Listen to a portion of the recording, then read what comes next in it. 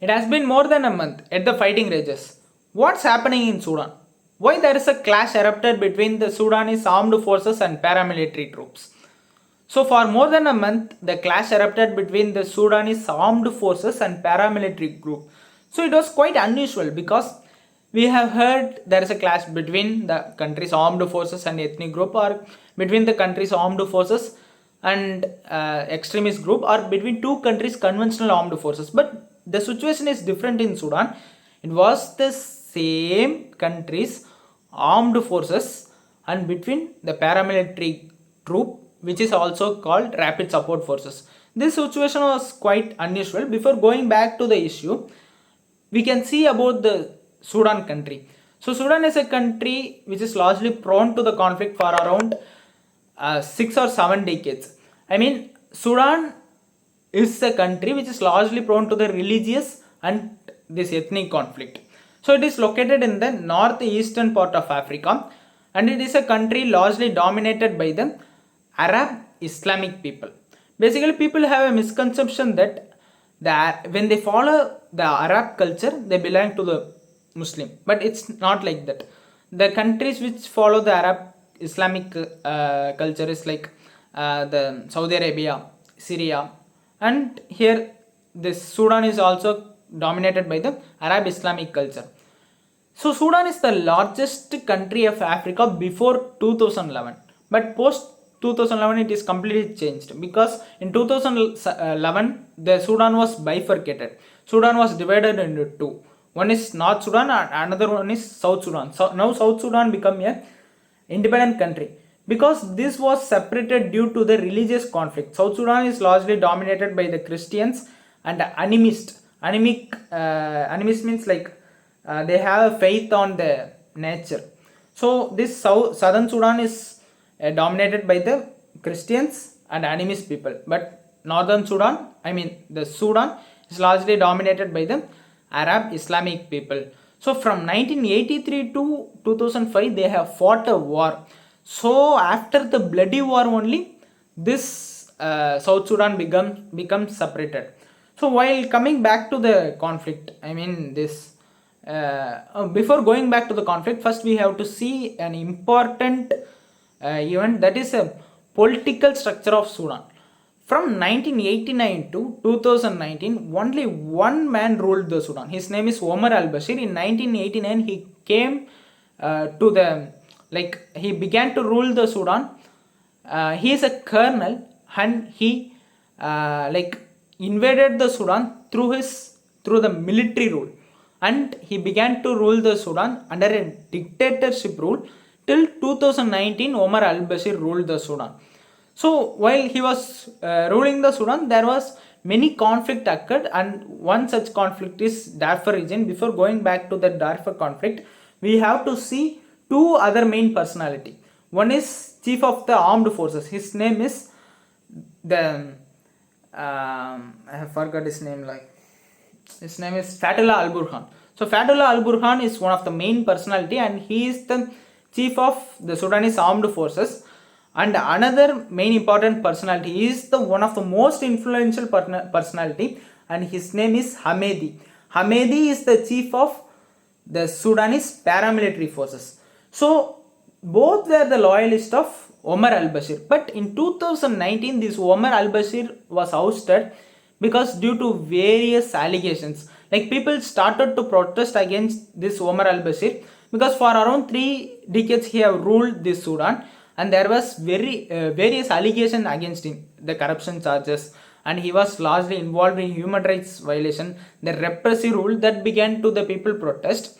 And while this man, I mean the Omar al-Bashir, like he was seeking support from these two personalities, I mean the chief of the armed forces, this Fatullah al-Burhan and this Hamedi, but they dropped them, and they also helped in ousting this Omar al-Bashir because they thought that after Omar al-Bashir we can take the rule of the Sudan, like we are the two remaining, so we can take. But after 2019 when he was ousted, civil military agreement was came, and civil government was rather ousted by these two personalities. And in 2019 again Sudan was sorry, 2021, again Sudan went to the verge of the coup. But here, what is the main important like rivalry is there was a ego clash between these two, because Hamidis think that he was the one, I mean the army chief, this Al Burhan was the one. After ousting him, we can become the head of this Sudan government. But this chief of the armed forces, Al Burhan, is thinking the Hamidi influence is growing throughout the West Asia, throughout the Islamic world, because the paramilitary force, I mean the rapid support force, which was heading by Hamidi, is also functioning as a mercenary group in other countries. I mean, in the Yemen, the conflict which is existing in Yemen, to support the Saudi Arabian troops, these paramilitary troops which was headed by the Hamidis going to there and supporting the Saudi Arabia.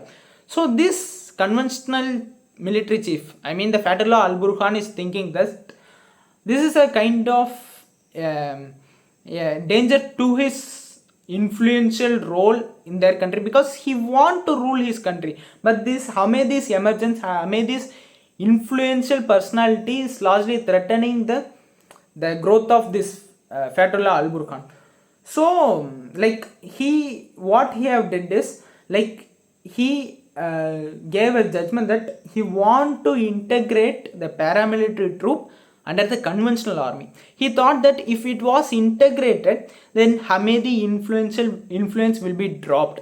Then both was integrated, then this Fatullah Al Burhan become the one of the sole main like contender of the country's ruler. So while looking back into the paramilitary troops history, basically it is not a conventional paramilitary troop. We have to see about how this paramilitary troop have emerged under the leadership of Hamidi. While looking back to this history, first we have to see what happened in the Darfur conflict. So Darfur is the region which is located in the western part of Sudan. So Darfur is a region which is largely home to around 80 classified tribes in the Sudan. And Darfur is the region. What is the difference between the other part of the Sudan and Darfur region is the other part of the Sudan is largely dominated by the Arab Islamic people, but the Darfur region is largely home to the non-Arab Islamic people. They also belongs to the Islamic people, but they are non-Arab. Their culture is not inclined to the Arab culture. Like they are the tribes. They follow the Islamic religion, but not the Arabic culture. They follow the tribal culture. So usually the Darfur people have a large they thought that they were largely discriminated by the other part by the ruling regime, because they are the non-Arab Islamic people. And they began they started to protesting against the government through forming a rebel group, I mean a extremist group. They began to fight against the Sudanese government. But what Sudanese government have thought is, like in the Darfur region there was another group which is a Arab Islamic group. They were nomadic group. They are also Arab Islamic group in the Darfur region, and they have some inclination towards the militias. Like in 1980s, when there was a conflict existed in Chad, this Sudanese government have helped a kind of some nomadic tribes who are the who belongs to the Arab Islamic people, and they turned towards the militias in 1980s to fight against the incursions of the Chad people. So they have some roots in the militias. So they basically they belongs to the Abala tribes. So in 2003, to counter this non-Arab Islamic people in Darfur region, this Sudanese government began to recruit that militia. I mean, this militia is called Janjaweed. So Janjaweed began to play an influential role in the region, in the Darfur region, and began to fight. And Darfur fighting is one of the most humanitarian crisis in the world, which was termed by the UN. It was started in 2003 and it was ended in 2020. In the course of conflict, more than, there was it was underestimated thing, like around 3 million people have lost their life, property, and many people were internally displaced, and it was one of the worst humanitarian crisis that the world have faced. I mean, this region, Darfur region. So to counter the non-Arabic people, this Janjaweed, I mean this nomadic tribes was largely armed by this Sudanese government. And after the conflict, like in 2013, this Omar al-Bashir, what he have done is, like, he want to integrate this Janjaweed as a paramilitary force, conventional paramilitary force. So in 2013 he have done that, and Hamedi become the chief of the paramilitary forces. At first, this Hamedi was loyal to the Omar al-Bashir, and Omar al-Bashir thought even during some hard times this paramilitary troops will sideline on my interest, like this Omar al-Bashir have thought. But Hamedi have some different plans. Hamedi wants to dominate the country right from the beginning. So that was the clash occurred, that led to the clash occurred between these troops, I mean the country's paramilitary troops and the country's conventional army, which was headed by the Fatullah al-Burhan. So this Hamedi's like influence was largely spreading in the West Asian region and also in the African region. So today's Libya is also undergoing a various crisis, and one of the influential leader in Libya is today's Khalifa Haftar. So this Hamedi was close to the Khalifa Haftar, and now the Yemen is undergoing a conflict. So Saudi Arabia is largely backed by the Hamedis, this paramilitary forces. So the Hamedi is dispatching his paramilitary forces for many countries. So these paramilitary forces now have become a mercenaries and have backed and have aligned with various countries' conventional armed forces. So what it have done?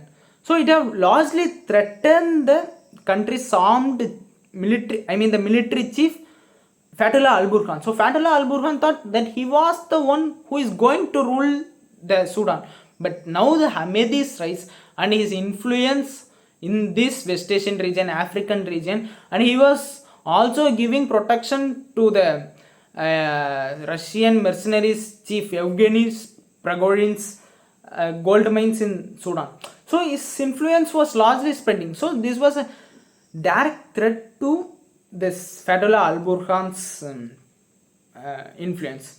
So that's why he unveiled a policy decisions to integrate these two forces that will slightly decline the what we call influence of this Hamedi. But it led to the various like deadliest civil war that is happening, and there was no conclusion yet reached between both the sides. We can see how the conflict will go and how it will end. But till now there was no proper agreement and status quo reached between both the parties. We can see. Thank you.